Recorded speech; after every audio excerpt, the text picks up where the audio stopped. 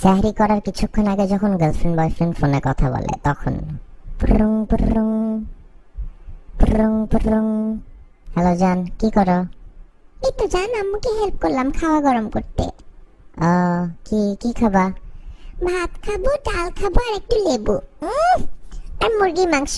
কি যে মজা! মজা না? খাও তাহলে। আচ্ছা জান, আম্মু ডাকতেছে, সেহরি করে আসি। যাও, লাভ ইউ। সেহরি করার কিছুক্ষণ পর যখন আবার ফোনে কথা বলে তখন পুরুং পুরুং পুরুং পুরুং। জান খাইলা? হ্যাঁ জান খাইছি, খুব মজা ছিল। তুমি খাওয়া দাওয়া করছো? হ্যাঁ খাইছি, নামাজ পড়লাম। তুমি পড়ছো নামাজ? হ্যাঁ জান পড়ছি। ঠিক আছে, কি করবা তাইলে? সকালে ক্লাস আছে না তোমার? যাও ঘুমাও, সকালই তো হয়ে গেছে অলমোস্ট। হ্যাঁ জান ঘুমাইতে যাচ্ছি। তুমি কি করবা? তুমিও ঘুমায় যাও, তোমার তো কোনো কাজ নেই। হ্যাঁ আমি একটু ফেসবুকে মেসেজ চেক করে ঘুমায় যাচ্ছি, এখনই ঘুমায় যাবো আর 5-10 মিনিটে। আচ্ছা ঠিক আছে জান, রাখি তাহলে। Love you. এইটা কি করলা? কই কি করলাম?